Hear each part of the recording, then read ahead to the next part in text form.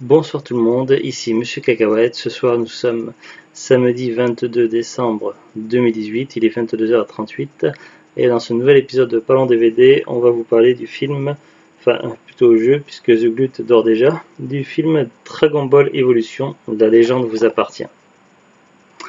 Alors c'est un film avec des vrais acteurs qui est sur la licence de l'univers Dragon Ball. Alors je vais pas dire le premier puisqu'il y a eu d'autres films plus vieux. Il y a eu au moins deux autres films si je ne me trompe pas.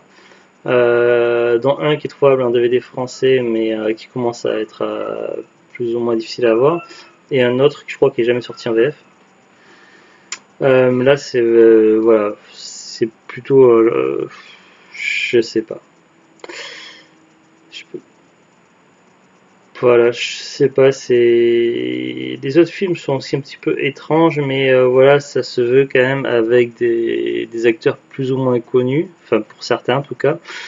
Il y a eu beaucoup de bruit, beaucoup de tapage au début avant la sortie du film. On savait pas trop à quoi s'attendre, et ça a été quand même une sérieuse douche froide.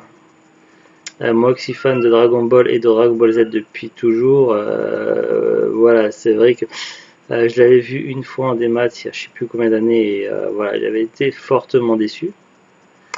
Mais après, pourquoi j'ai pris ce DVD? C'était un an ou deux, je sais plus exactement. Il était en solde à Carrefour à 1 euro.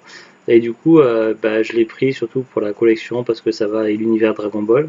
Zoulut ne l'avait jamais vu. Alors, on va commencer par lire le synopsis qui est au dos. La quête héroïque d'un garçon hors du commun pour vaincre le mal.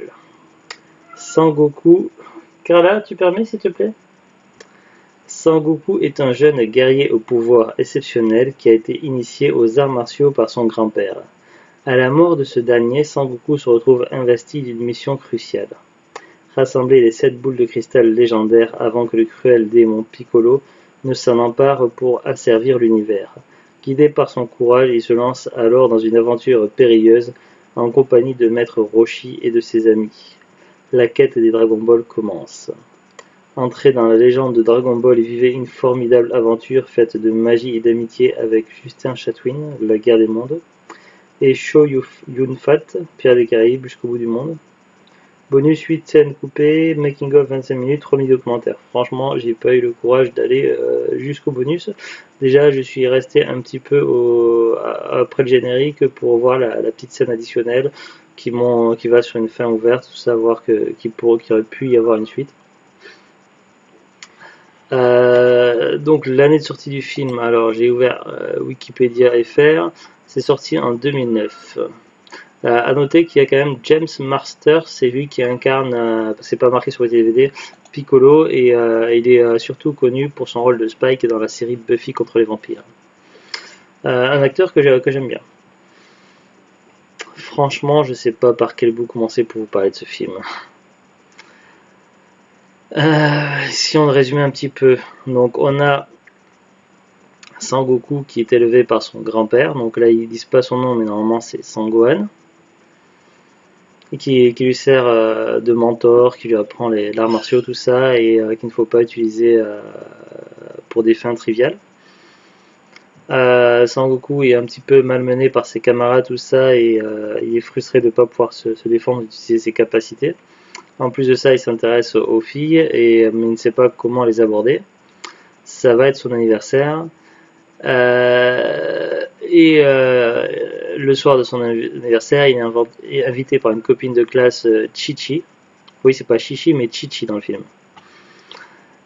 Pour qui il a un petit béguin, et donc il va faire le mur, donc ça va prévenir son grand-père qui l'attendait avec le gâteau et tout. Et pour aller la voir. Pendant ce temps, son grand-père se fait attaquer par Piccolo, et évidemment ça va mal finir.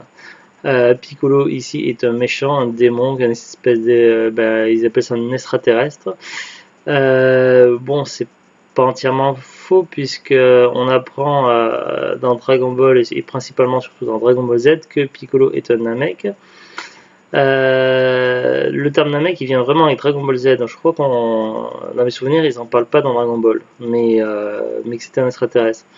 Enfin, je crois, si je dis pas de bêtises. Par contre, il avait été, à la base, les Namecs sont des peuples pacifiques et gentils, mais arrivant sur Terre, il a côtoyé le mal, et puisqu'il a grandi sur Terre, il est arrivé enfant, et du coup, il a mal tourné. Et pour devenir le dieu de la planète Terre dans l'univers Dragon Ball, il s'est séparé de sa moitié maléfique, et sa moitié maléfique qui est redescendue sur Terre et qui est devenue le démon Piccolo, et l'autre partie gentille qui est surveillée pour protéger les humains. Et donc c'est ce fameux démon Piccolo qui a semé la terreur jusqu'à être enfermé par le maître de Tortue Géniale dans un autocuiseur, donc une sorte d'appareil électroménager pour cuire le riz, grâce à une technique secrète, le Mafuba.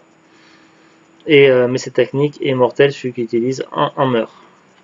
Voilà à peu près l'histoire du démon Piccolo. Puis dans Dragon Ball, il est relâché, libéré par Pilaf et ses sbires. Et du coup, il recommence à semer la terreur et Sangoku l'affronte.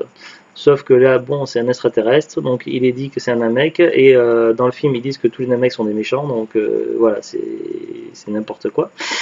Ensuite, donc, bah, franchement, il ressemble pas du tout physiquement à Piccolo, c'est juste n'importe quoi.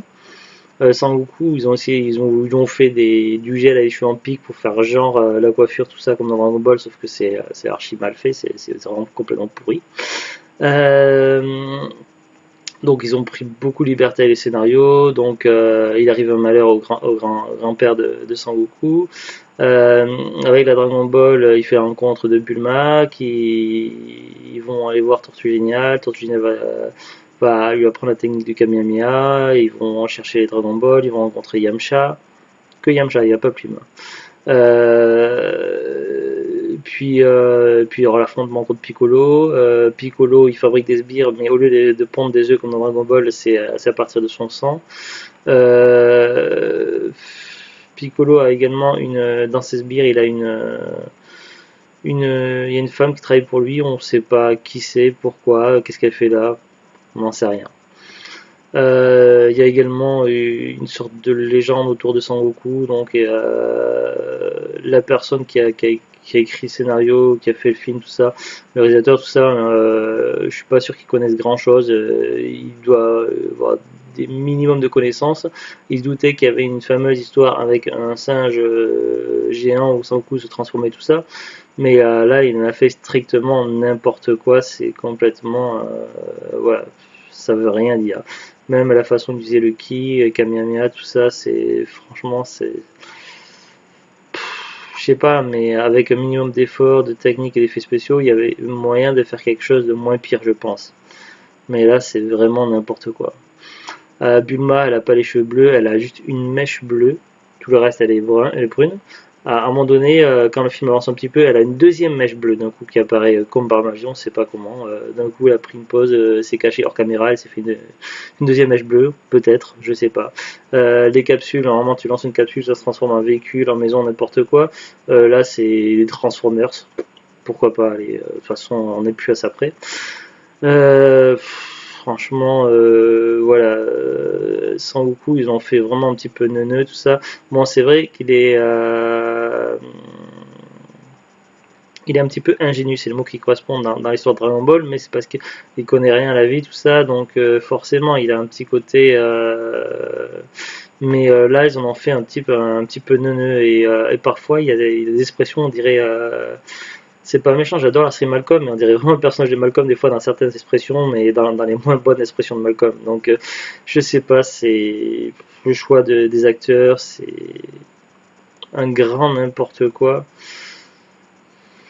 Je sais pas. On en a parlé un petit peu vite fait quelques minutes après le film. Zougout a plutôt bien aimé. Euh, Loin de dire que c'est exceptionnel, mais elle a plutôt bien aimé, mais elle ne l'a pas pris comme un Dragon Ball, elle l'a pris comme un film qui a strictement rien à voir.